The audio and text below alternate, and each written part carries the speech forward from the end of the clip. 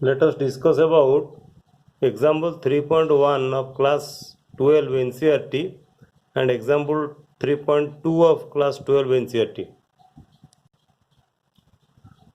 Estimate the average drift speed of conduction electrons in a copper wire of cross-sectional area 1 into 10 to the power minus 7 meter square carrying a current of 1.5 ampere. Assume that each copper atom contributes roughly one conduction electron. The density of copper is 9 into 10 to the 3 kg per meter cube and its atomic mass is 63.5 U, atomic mass unit. Remember, the direction of the drift velocity of electron is opposite to the direction of electric field. That is, electron drift in the direction of increasing potential. If this is the direction of the electric field, then this will be the direction of the drift speed of the electrons. And from the relation between electric field and drift velocity, we know I is equal to NEA into VD. N is the number of electrons that we will calculate, and A is the area. Area is given, area of cross-sectional area of the conductor is given 10 to the power minus 7 meter square, and the charge of electron we know 1.6 into 10 to the power minus 19 coulomb. Current is given 1.5 ampere, so that we can calculate VD. So here our aim is to calculate N, the number of electrons.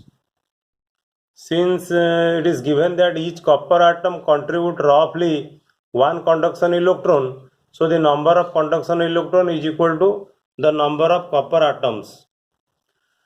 The atomic mass of copper is equal to the mass of 1 mole of copper atoms, that is 6 into 10 to the 23 atoms of copper, and it is given that the atomic mass of copper is equal to 63.5 gram, because it is given that the copper atomic mass of copper is 63.5 mu or U, and it is given in terms of gram. So if you convert it in terms of kg, then it will be equal to 63.5 into 10 to the minus 3 kg, and it is given density of copper 9 into 10 to the 3 kg per meter cube.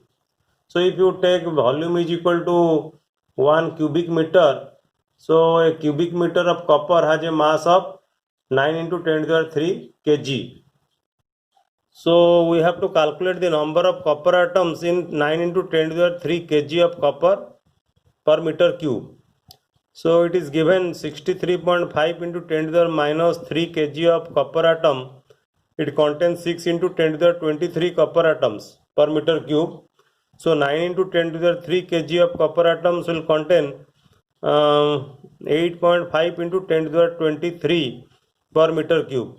So the number of electrons will be equal to the number of copper atoms, that is 8.5 into 10 to the 28 per meter cube. So if you substitute the value of current and the number of electrons and charge of electron and area of the conductor, then you can calculate the drift velocity of the electron, that is equal to 1.1 into 10 to the minus 3 meter per second, and it is equal to 1.1 millimeter per second. So you see the drift velocity of the electron is very small. It is of the order of 1 millimeter per second. And the second question is, compare the drift speed obtained above with the thermal speed of copper atoms at ordinary temperature. And next question is, speed of propagation of electric field along the conductor which causes the drift motion. We have calculated earlier that the thermal speed of the copper atom at ordinary temperature, that is the temperature 300 degree Kelvin, basically the room temperature, is about 2 into 10 to the 2 meter per second. So if you take the ratio thermal speed by drift speed, then it will be equal to 10 to the power minus 10 to the power 5. So drift speed of the electron is much smaller, that is about 10 to the power minus 5 times the thermal speed at ordinary temperature. The next question, the speed of propagation of the electric field which causes the drift motion is equal to the speed of the electromagnetic wave, and we know the speed of electromagnetic wave is 3 into 10 to the 8 meter per second. So the drift speed of electron is smaller by a factor of 10 to the minus 11 than electric field. So electric field, the speed of electric field is much larger in comparison to the drift speed of the electrons. Then example 3.2. In example 3.1, the electron drift speed is estimated to be only a few millimeter per second, that is 1 millimeter per second, for currents in the range of a few amperes. How then the current established almost the instant a circuit is closed?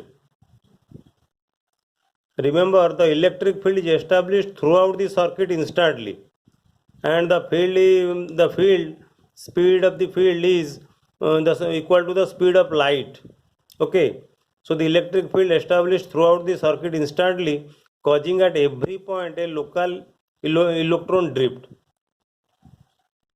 Next question, the electron drift arises due to the force experienced by electrons in the electric field inside the conductor, but force should cause acceleration. Why then do the electrons acquire a steady average drift speed? Remember, the electrons accelerates, increasing its drift speed until it collides with the ion core. Okay, so after collision, the electron again accelerates by the field and the process continues. And remember, after collision on the ion core, the drift speed decreases. Okay, then it starts increasing or it accelerates.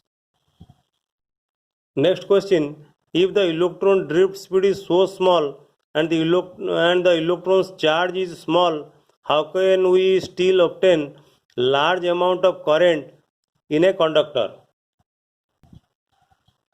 Current in a conductor I equal to A and E, A into Vd.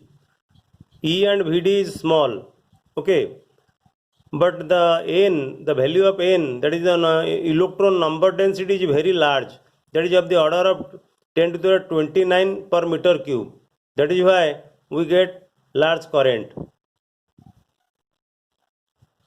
When electrons drift in a metal from lower to higher potential, does it mean that all the free electrons of the metal are moving in the same direction? No, the drift velocity is due to the superposition of large random velocities of electrons. Next question, are the paths of electrons straight lines between successive collisions with positive ions of the metal in the absence of electric field and in the presence of electric field? Remember, in the absence of electric field, the path of electron is straight line, and in the presence of electric field, the path of electron is curved.